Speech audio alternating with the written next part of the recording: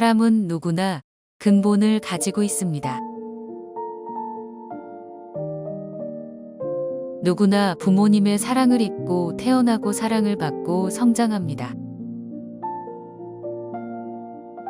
맹자의 어미가 자식 교육을 위해 3번씩이나 이사를 했던 맹모 삼천지교의 가르침은 오늘날의 부모 마음과 다르지 않습니다. 부모의 자식에 대한 사랑은 자신의 살과 뼈를 깎더라도 변함이 없으며 평생 지닌 마음입니다. 오로지 자식이 건강하게 자라고 행복한 삶을 바라며 자신을 희생하십니다. 자신을 낳아주고 길러주신 부모님에 대한 고마움을 표현하는 마음이 효입니다. 효도는 효가 사람의 당연한 도리라는 뜻입니다. 그래서 우리 조상들은 모든 행동의 근본을 효라고 했습니다.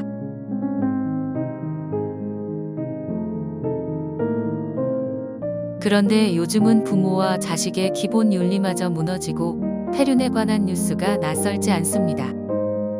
갈수록 가족 간의 화합과 소통도 무너져가고 부모님에 대한 효도마저 사회와 국가에 의지하는 시대가 되었습니다. 경제 사회적 여건의 변화, 정보화 사회의 가속화는 핵가족 사회를 초래하고 부모와 자식 간의 거리도 멀어지게 하였습니다. 그런데 우리나라의 주요 사상 중 하나인 유교는 사람들이 효도의 실천을 통해서 사람의 착한 본성이 회복된다고 생각했습니다. 사람의 착한 본성이 회복되면 세상이 평화롭다는 믿음을 갖고 있었습니다. 그래서 사람들에게 효도를 비롯한 유교 윤리를 가르치고자 삼강행실도를 그림으로 그려서 그를 모르는 사람들에게까지 효의 마음을 가르쳤습니다. 또한 유학의 창시자라 불리는 공자는 이같이 말하였습니다. 어버이를 사랑하는 사람은 감히 남을 미워하지 아니하고 어버이를 공경하는 사람은 감히 남에게 방자하지 아니하니 어버이를 섬김에 사랑과 공경을 다하면 덕교가 백성에게 미쳐서 사해의 본보기가 되리니 이것이 곧 천자의 효이다. 천자란 봉건 시대의 최고의 통치자, 즉 임금이나 황제를 말합니다. 천자가 어버이에게 사랑과 공경을 다한다면 백성들이 그 마음씨와 행동을 그대로 본받아 천하가 잘 다스려진다는 뜻입니다. 효도는 나라의 통치 이념으로서도 중요하고 효가 바로 충의 마음으로 확대되는 것을 밝힌 것입니다. 결론적으로 공자가 말하는 효는 부모에게 은혜를 갚는 동시에 부모의 뜻을 잘 받들어 가정과 국가에서 인정받는 훌륭한 인물이 되어야 한다는 것입니다.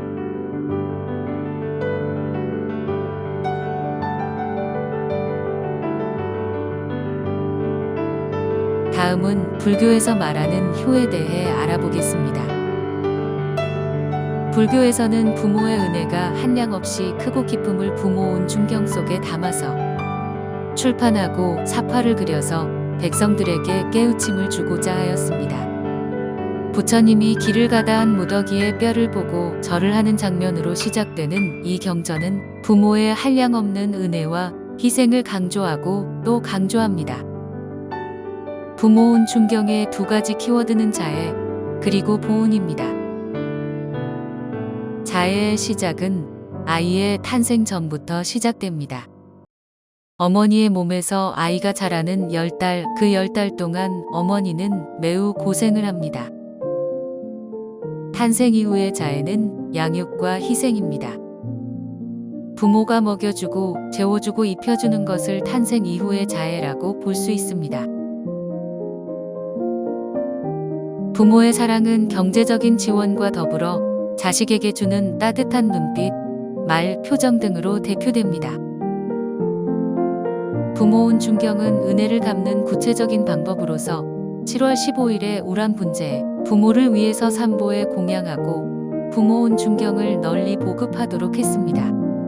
그리고 부모를 위해서 부모온 중경의 한 구절 한 개송을 잘 익혀 마음에 새기면 오역의 중한 죄라도 소멸된다고 하였습니다. 조선시대는 억불숭유 정책을 펼쳤으나 흥미롭게도 유교사회였던 조선시대에 많이 간행되었습니다.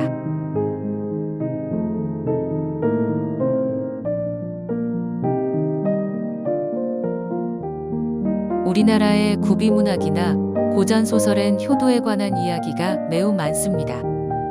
우리가 효에 관한 이야기를 하면 제일 먼저 떠오르는 심청전은 고전소설이자 한소리계 소설의 대표 작품입니다. 눈먼 아버지의 눈을 뜨게 하려 자신의 목숨을 바쳐 인당수에 몸을 던진 효녀 심청의 이야기 심청전. 심청이의 효심에 감동한 옥황상제와 부처님의 도움으로 아버지가 눈을 뜨고 심청이 중전마마가 된다는 이야기는 부모에게 효심을 다하면 하늘도 감동한다는 교훈을 주고 있습니다. 지금까지 유교 불교 고전 소설에서 말하는 효에 대해 간략하게 알아봤습니다. 시대가 변화하였으므로 전통 사회의 효를 실천하는 방법도 변할 수밖에 없습니다.